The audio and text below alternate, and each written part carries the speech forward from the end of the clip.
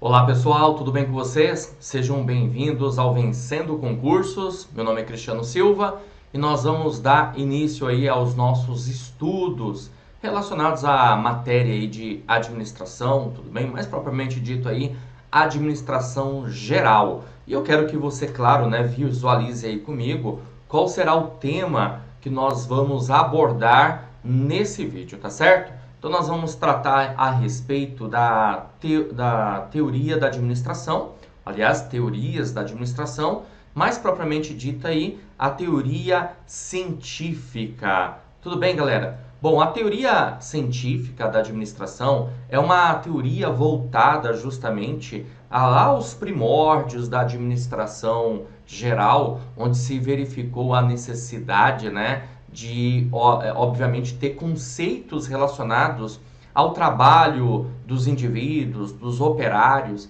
E aí apareceu um camarada, né, posso dizer assim, muito importante nisso tudo, chamado Frederick Winslow Taylor, que trouxe excelentes recomendações a respeito da administração e como que as organizações, né, para a época, precisavam agir para ter, evidentemente, resultados satisfatórios, ok? Então é isso que eu quero mostrar aqui para você. Quero que você acompanhe aí comigo. Vamos lá, então. Bom, galera, então nós estamos aí, ó, teorias da administração, teoria científica, tá certo?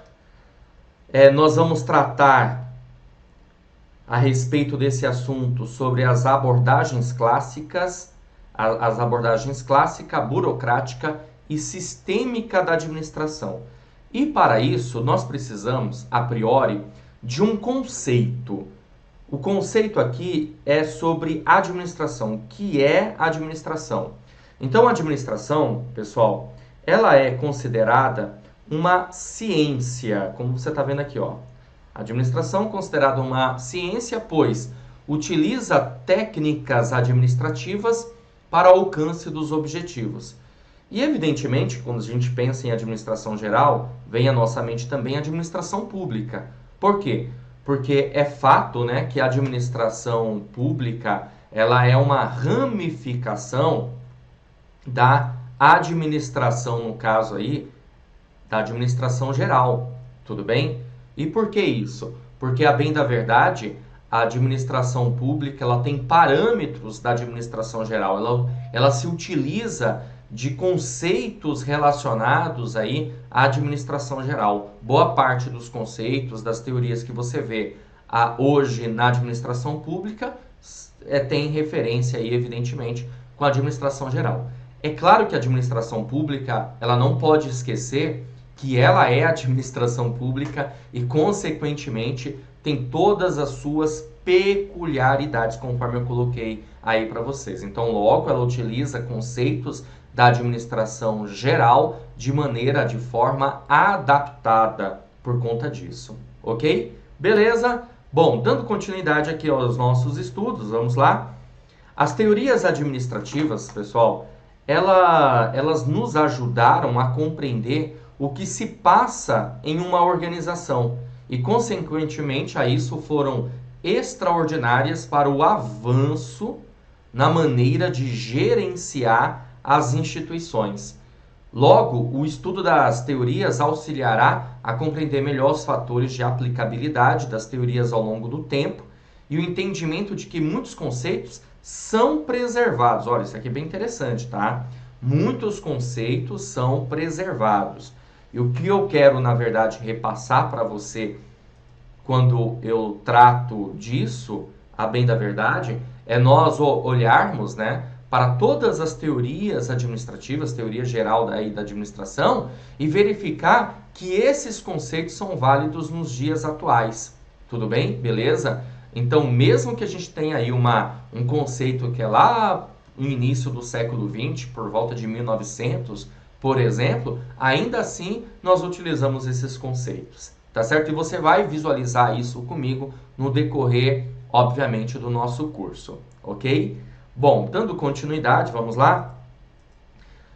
Bom, temos aqui então, no caso, né, a teoria científica, tá certo? Administração científica, que é desse camaradinho aqui que eu passei o marca-texto, chamado Frederick Winslow Taylor. E o senhor Taylor, ele trouxe, na verdade, certos conceitos e características da administração científica. A primeira é o processo de seleção. A seleção, de acordo com Taylor, deve ser uma seleção científica do trabalhador. Pensar que na seleção científica do trabalhador significa pensar de maneira racional, ou seja, verificar se a pessoa realmente, se o trabalhador, ele tem aptidão, né, perfil para aquele tipo de trabalho que ele vai exercer. Porque é o seguinte, nós estamos falando de uma época por volta aí de 1900, como eu falei. Para ser mais exato aqui, eu vou colocar 1912, tá certo? E aí, o que ocorria? As pessoas, basicamente, elas viviam onde, pessoal? Elas viviam nesse lugar aqui que eu estou desenhando, tá? Ó. Certo? As pessoas viviam no campo, tá vendo? Ó? As pessoas viviam no campo, certo? E elas começaram a sair do campo e, evidentemente, começaram a chegar aonde? Hã? Sabe me dizer? Que lugar que é esse aqui que eu estou desenhando? Não. Elas começaram a chegar nas cidades, ok? O desenho não ajuda muito não, né? Ó, nas fábricas, aqui são as fábricas, tá? E aí o camarada, ele estava acostumado aqui no campo a trabalhar com a lavoura, né? Beleza? Com a agricultura, ok? Com plantio, tudo bem? Beleza? Aí ele chega lá na cidade e se depara com o quê? Com fábricas, indústrias. E evidentemente que ele não está preparado para trabalhar nesse lugar. Ou simplesmente o que ocorria era o seguinte, pegava o camarada aqui e jogava ele em qualquer setor, departamento, área de produção e falava assim, ó, você pode trabalhar aí. Sem verificar o perfil, sem verificar a aptidão para aquele tipo de trabalho, sem verificar, sem dar um treinamento, uma capacitação para esse camarada. E consequentemente o que nós tínhamos então nessa situação, o que acabava acontecendo aí, né? Nessa situação, muito desperdício, ineficiência do trabalho, entendeu? Então, pensando em tudo isso, o senhor Frederick Winslow Taylor entendeu a necessidade de uma seleção científica do trabalhador, verificar realmente perfil e aptidão para encaixar a pessoa no lugar certo. E aí, consequentemente, você passa a ter o quê? A eficiência, evitando assim desperdícios. Aliás, é um dos primórdios aí da teoria científica de Taylor, é justamente a eficiência, tá certo? Agora, é claro, a gente pode também entender o seguinte, que o senhor Taylor, ele tinha um foco no operacional, ou seja, ele tinha um foco nas tarefas. Então, logo, ele estava muito mais preocupado com as tarefas, com o operacional, do que propriamente dito assim, com a organização como um todo. Tudo bem? Por quê? Porque o senhor Taylor, ele tinha uma visão, na verdade, deixa eu colocar aqui no cantinho para você pegar, ele tinha uma visão, que nós podemos dizer, que era de baixo para cima. Tudo bem? A visão que ele tinha era uma visão de baixo para cima. Bom, outro conceito aqui de Taylor, tempo padrão. Tempo padrão, outro conceito aqui bem interessante. O trabalhador ele deve atingir, no mínimo, a produção padrão estabelecida pela gerência. Então você foi contratado para obter uma determinada produção, certo? Vamos imaginar aqui uma situação.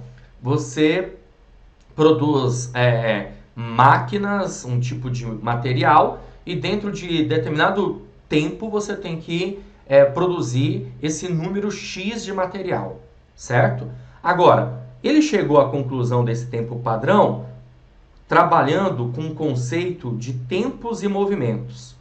Ou seja, quanto tempo a pessoa leva para produzir um determinado material, para transformar a matéria-prima num produto em processo ou até mesmo um produto acabado, entendeu? Então, o trabalhador ele deve atingir, no mínimo, a produção padrão estabelecida pela gerência. E aí você há de concordar comigo que se a pessoa ela não atinge aquele padrão mínimo estabelecido ali pela gerência, basicamente ela não vai servir para aquele tipo de trabalho, para aquele tipo de serviço.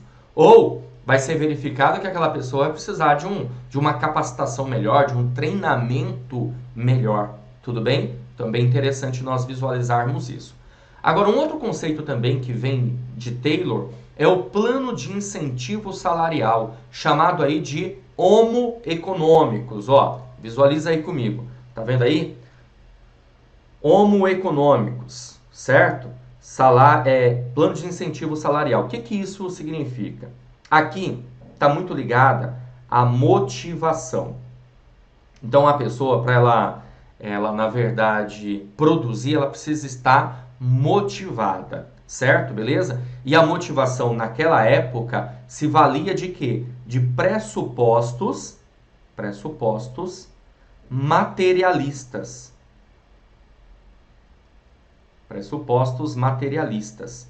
Ou seja, basta eu pagar mais para a pessoa produzir mais. Quanto mais você produzir, mais você ganha. Então, ou seja, uma ideia de produtividade. Você ganha de acordo com a produção. É até interessante que eu vou falar para você agora. Talvez isso possa até te contrariar um pouquinho, tá? Mas faz parte. A gente está trabalhando com algumas teorias, né? Então você pode de repente achar que você não tinha esse conceito até então. Porque a ideia de tudo isso, na verdade, era até inclusive ter uma prosperidade, o funcionário ter uma prosperidade. Ou seja, assim como o patrão tem prosperidade, evidentemente, por conta da demanda, da linha de produção e das vendas, né? Claro, principalmente na época, que tinha uma demanda muito grande, o funcionário também, ele acaba ganhando mais com a sua produtividade. O que acarretou, na verdade, fazer com que as pessoas acabassem, de uma certa maneira, trabalhando muito mais. Trabalhando 2, 3 turnos às vezes, entendeu? Porque é uma linha de produção e, consequentemente, as pessoas trabalhavam de acordo com turnos. E aí o camarada se via assim, poxa, se eu produzir mais, eu vou ganhar mais, então eu vou dobrar aqui a minha carga horária. Mais ou menos assim. Era uma forma de fazer com que as pessoas trabalhassem mais, consequentemente, elas acabavam prosperando. Agora, veja bem, isso é muito interessante, é até motivador. Muitas vezes nós acabamos, de uma certa forma, trabalhando mais para ganhar mais, claro, e tem até a ver com uma coisa chamada hora extra, né? Você pode imaginar essa situação. Agora, isso lá na frente acabou sendo um problema. Por quê? Porque a motivação ela não se baseia somente em pressupostos materialistas. A motivação, as suas forças internas e externas, que faz você se sentir motivado em busca de alcance de objetivos, vai muito além de pressupostos materialistas. Então, evidentemente, o que acabou acontecendo com o tempo é que isso passa a ser um problema, tudo bem? Mas a priori deu muito certo. No início realmente deu bastante certo isso aí. Bom, mais outros conceitos que eu quero mostrar aqui para você é o seguinte, ó. Outro conceito aqui, os gerentes planejam e os operários executam.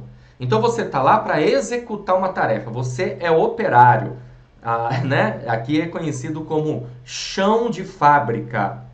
Chão de fábrica. Beleza? Então você é operário, você só tem que executar. Quem está pensando, quem está planejando é o gerente. Olha só, galera, aqui é tão interessante que reza a lenda, né? Reza a lenda que certa vez um funcionário de Henry Ford virou para ele e falou assim: seu Ford, não dá para a gente construir carros que não seja dessa cor?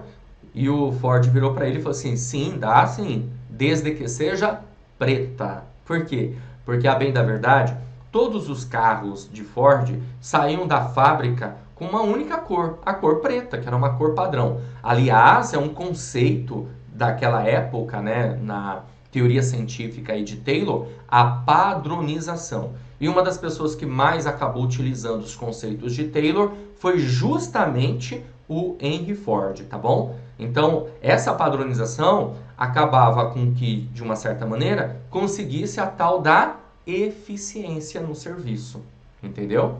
Bom, outra coisa aqui também interessante para a gente observar é a divisão do trabalho. A divisão do trabalho, deixa eu pegar aqui, abrir uma tela em branco, para você enxergar melhor aqui comigo, ó. Divisão do trabalho. Tá? Outro conceito aqui do senhor Taylor. A divisão do trabalho, pessoal, é o seguinte. A ideia é pegar um trabalho complexo, tá? E dividir esse trabalho complexo em partes mais simples, certo? E aí, consequentemente, a organização conseguirá... Eita, mas quantos olhos tem esse cara aqui, né? A organização conseguirá a especialização do funcionário, do operário. Tá ok? Então, bem interessante essa ideia aqui da divisão do trabalho. E é o que a gente vê muito, na verdade. Ó, se você parar para pensar, veja bem, numa linha de produção, a pessoa ela não vai, na verdade, fazer tudo, né? Ela, na verdade, cada um vai fazer uma coisa. Você já viu linha de produção? Por exemplo, aqui, linha de produção dos automóveis, né, das montadoras de veículos. Cada operário faz uma coisa. Um vai se preocupar, obviamente, com a parte da montagem da carcaça. O outro vai se preocupar com a montagem do motor. E assim por diante. Vai uma linha de produção, certo? Essa linha de produção acaba fazendo com que cada funcionário faça uma coisa. Tá vendo aqui meu celular? Não sei se você consegue enxergar daí, acho que sim, né? Bom, aqui meu celular, imagina a linha de produção. Cada funcionário vai se preocupar com uma coisa. Um vai se preocupar com a carcaça, o outro vai se preocupar com a placa, o outro vai se preocupar com a tela e assim por diante. Então você passa a ter aí uma especialização do operário, consequentemente isso vai fazer com que a linha de produção seja muito mais rápida. É bem interessante essa ideia, esse conceito, tá? Bom, o que mais que nós temos aqui? Vamos ver. Olha só. Uma coisa interessante, né? Eu tenho aqui também, ó, supervisão. Voltando aqui pro slide. Ó, supervisão. Veja bem, é preciso ter alguém supervisionando o trabalho dos demais. E isso me chama a atenção em que sentido? Até hoje a gente pode ver que boa parte das empresas, né, das organizações, elas têm essa ideia da supervisão, de você ter um supervisor, um encarregado. Para pensar, né, nessa situação. Nas indústrias, né, nas fábricas, você enxerga esse funcionário chamado supervisor. E por que isso? Porque para a época, os funcionários eles eram entendidos como preguiçosos. É isso mesmo, o operário era entendido como preguiçoso. E aí precisava ter um supervisor lá para verificar o trabalho dessa galera, entendeu? Comandando esse pessoal, supervisionando, verificando se ele realmente estava fazendo o trabalho. E aí, essa coisa da ideia da recompensa e da punição. Então, se você produz mais, você ganha mais, mas se você não produz, obviamente, você será punido de alguma maneira, entendeu? Então, é uma situação que ocorre aí na teoria científica de Taylor. Agora veja, essas coisas são bem interessantes.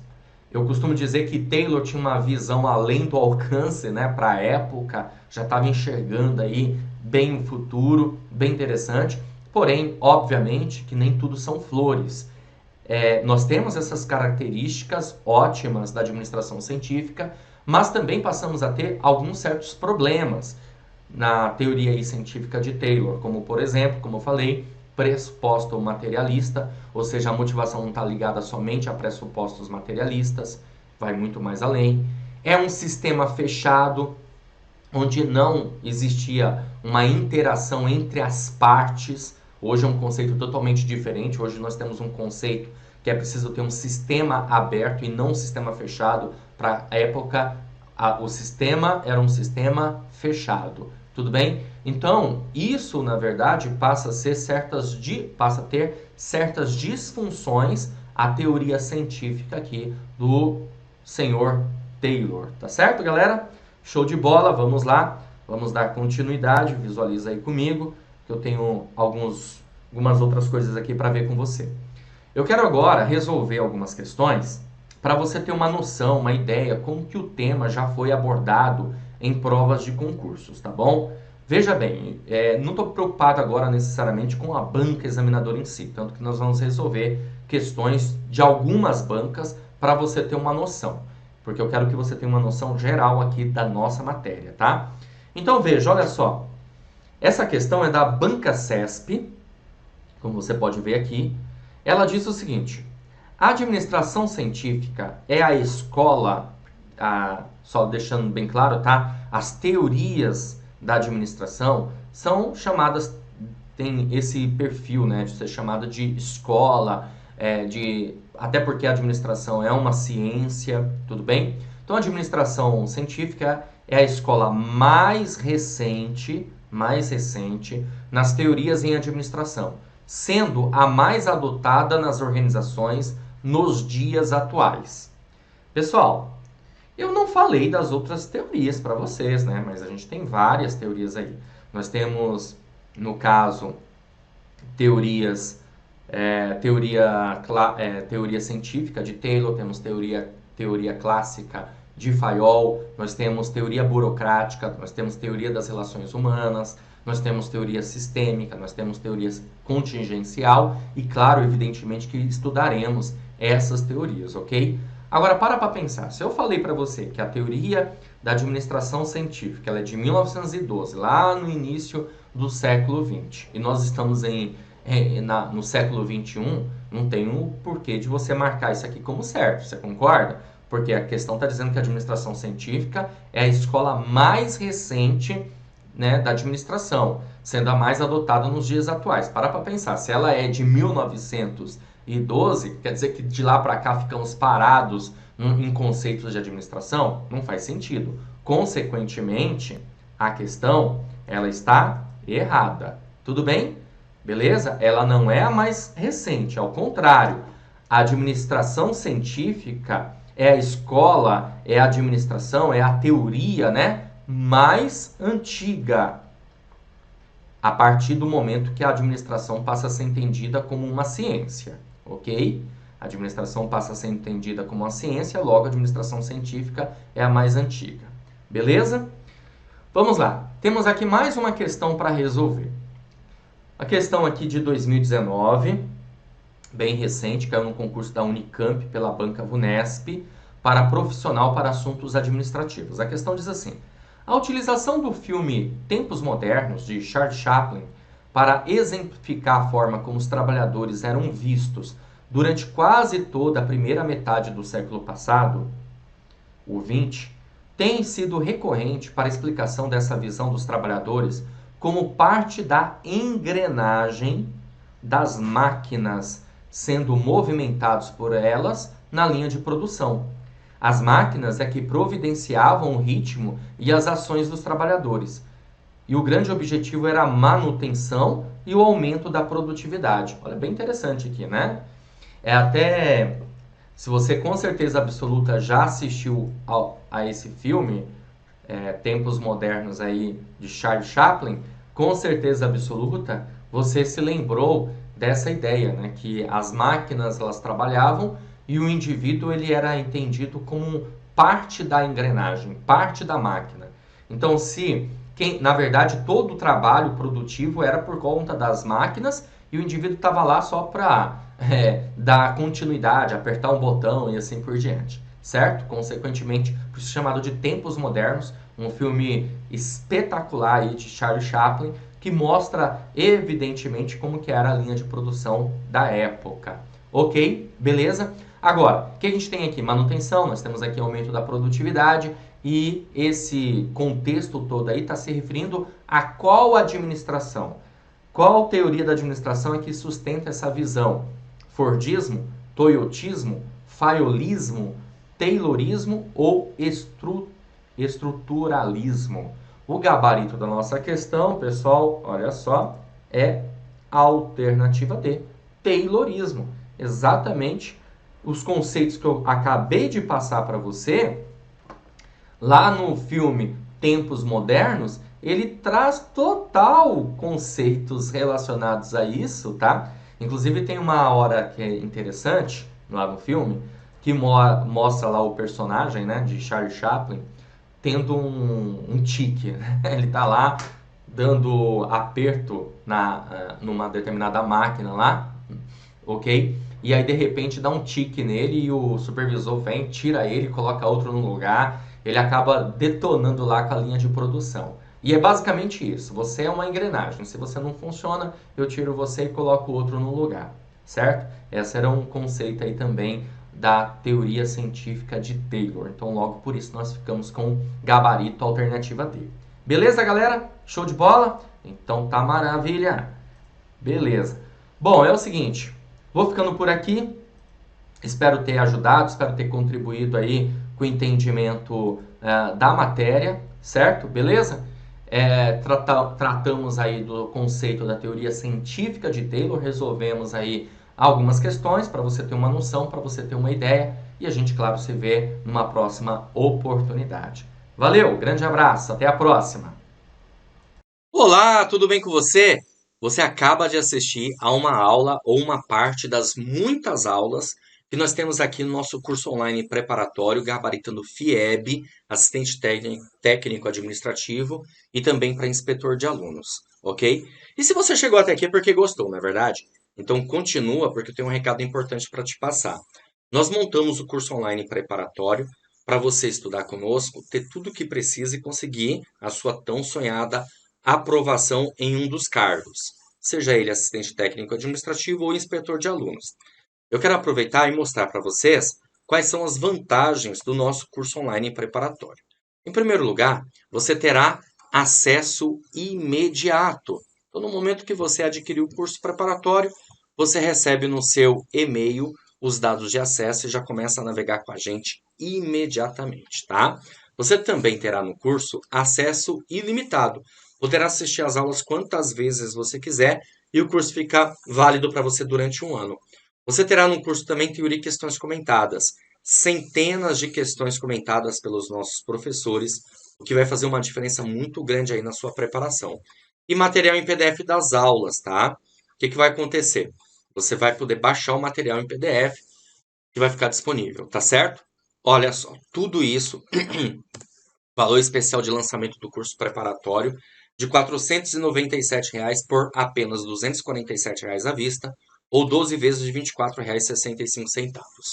Para você adquirir o curso, você vai fazer o seguinte: abaixo do vídeo, na barra de descrição ou na barra de comentários, vai ter um link.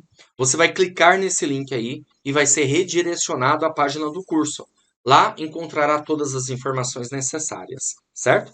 Aí vai ter um botãozinho lá de comprar, você vai clicar nesse botão, vai preencher seus dados, escolher a forma de pagamento e pronto, vai começar a estudar aqui com a gente no Vencendo Concursos.